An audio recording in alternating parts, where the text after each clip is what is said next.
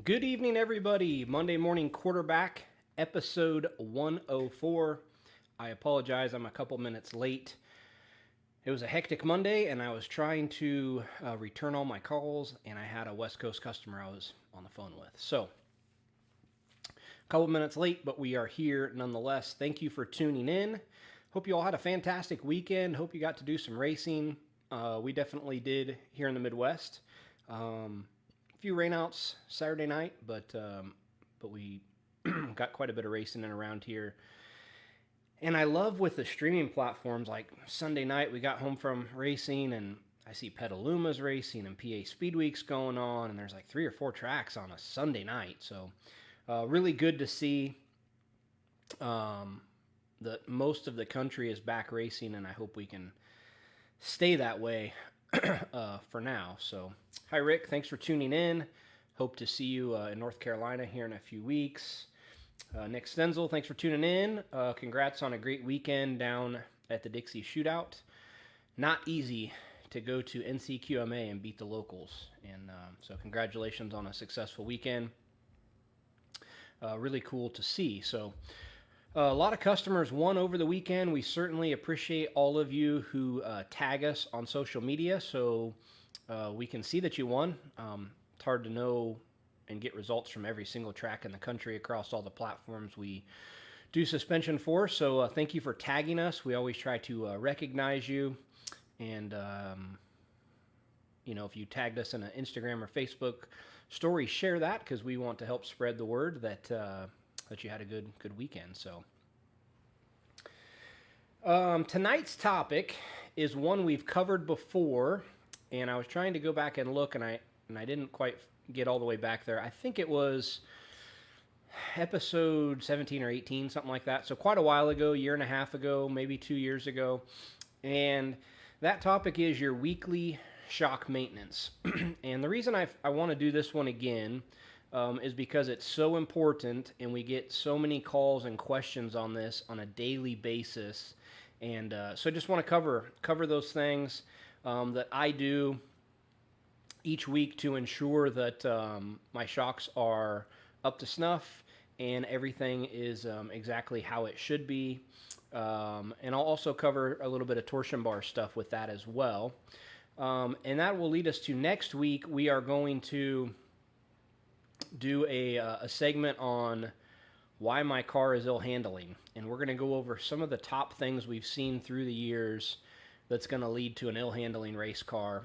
That way, if you find yourself in that predicament, hopefully you can go back to this video and make sure that none of these things are occurring within your race program. So,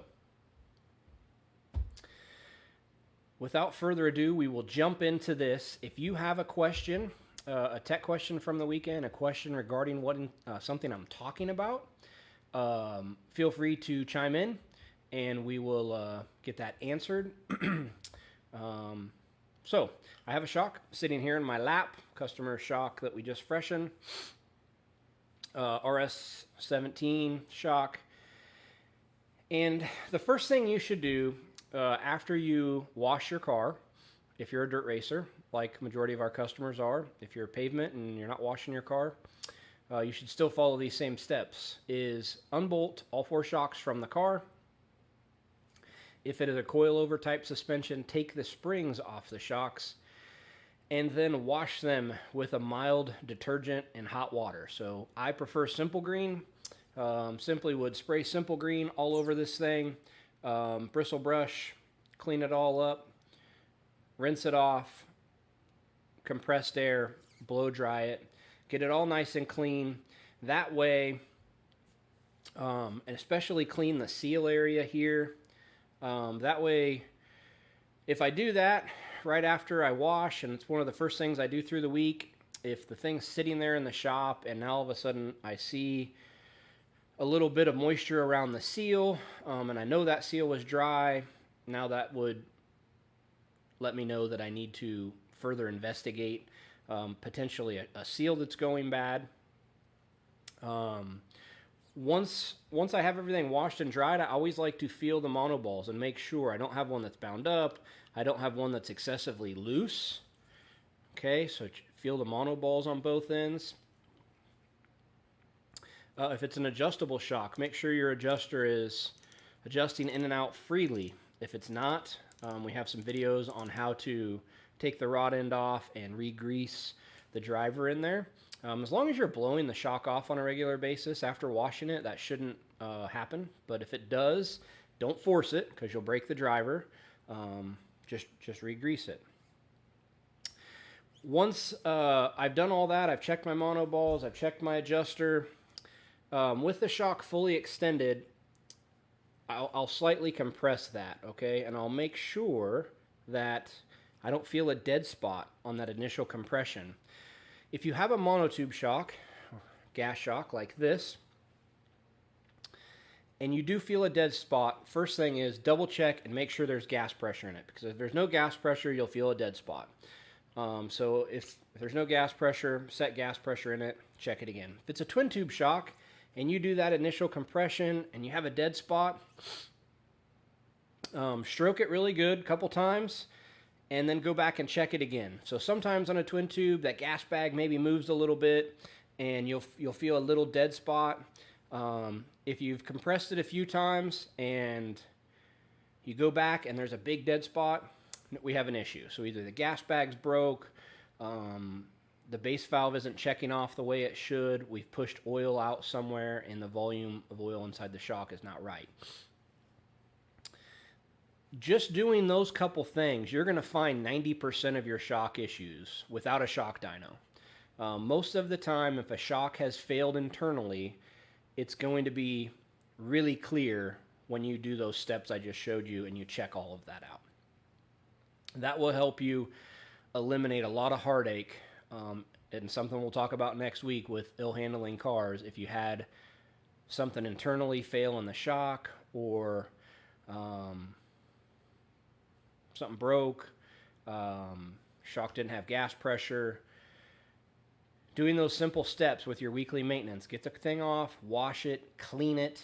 I can't tell you how many shocks we get in here that look like they haven't been washed since the last time they left our building. There's so much mud and dust and grime on them. I wouldn't know how you would know if you had a problem or not. So keep them clean. Look at them. You make a large investment when you purchase a set of shocks, and take care of that. Treat these things same as you would your engine as far as the cleanliness of them, how you check them on a weekly basis. And if you do those things and you keep them freshened in that 20 to 25 race window, they'll last and perform for you for a really, really long time. So,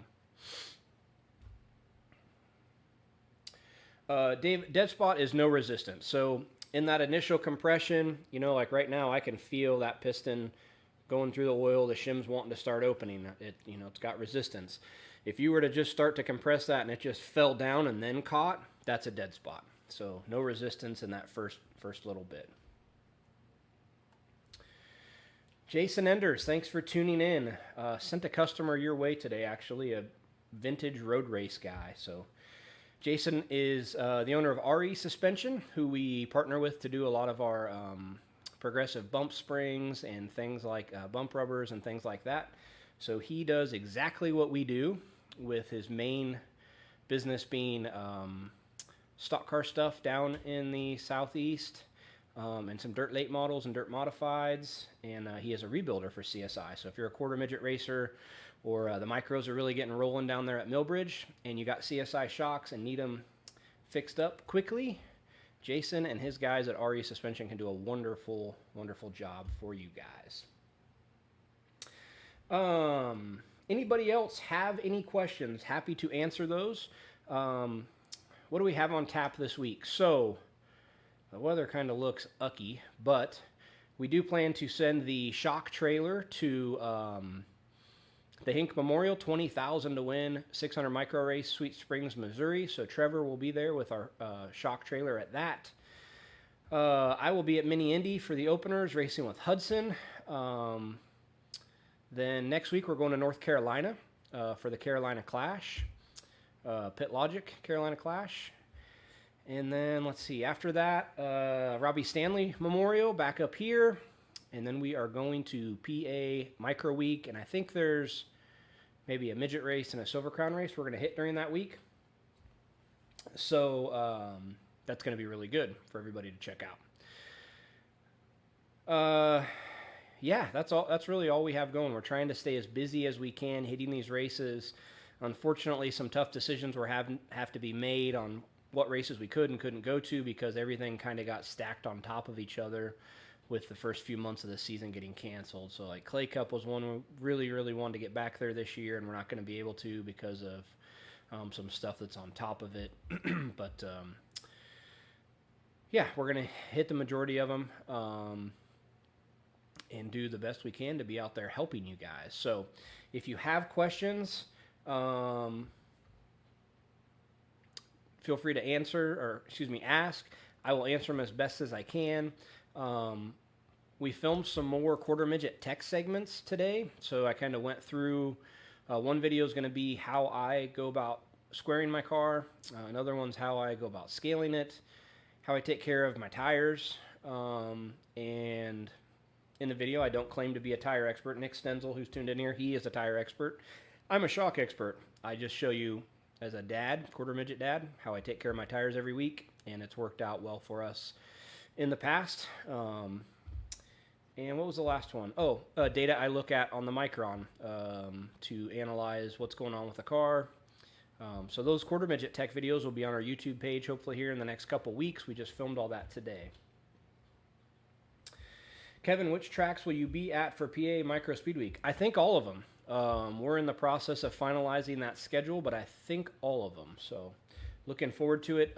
Jake, our shop foreman here, he went and did a bunch of them last year. He mixed in some sprint car stuff and different things. But he is crew chiefing for Tyler Courtney on the wing side at Clausen Marshall, in addition to his full-time job here.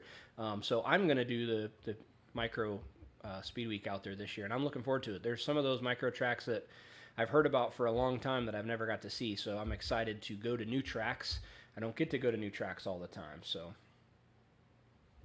Dave, have I had any more success with Hudson passing? Our results this weekend wouldn't show it. He had a good weekend and won all 3 main events he was in, but we're still not passing great.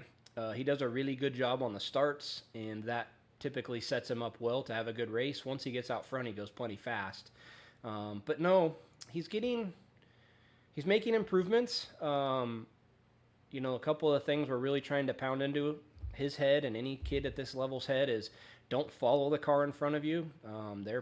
If you're catching them, it's probably because they're running the wrong line. So keep running your line that you were running when you caught them, and get on their bumper. So Hudson's first instinct when he gets to somebody's bumper is to let off the gas rather than turn left.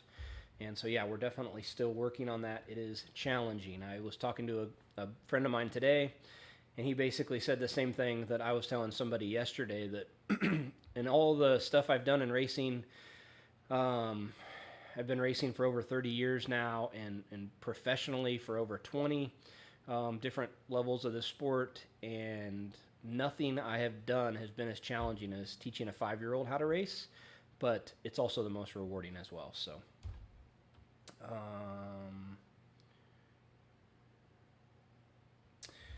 Nick Senzel, what do I do differently on a midget, full-size USAC midget versus a D2 midget in terms of valving? The front shocks are a little bit stiffer because the engines are heavier. Other than that, not much. Everything else is pretty similar as far as compression and rebound and how we adjust them. So really similar. You can get a D2 midget a little too tight, where that is harder to do in a national midget because they have more horsepower. But the shocks have a pretty broad adjustment range for the variety of tracks you'll see. So really the only thing is just a touch stiffer on front compression.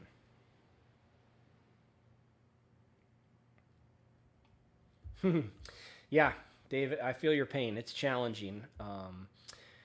I try to take the small victories, right? Like this week, I feel like he really mastered staying above the dot on restarts. And so I feel like once they learn those things, then I don't have to pound that in his head every time he goes on the track, and I can focus on trying to teach him something else.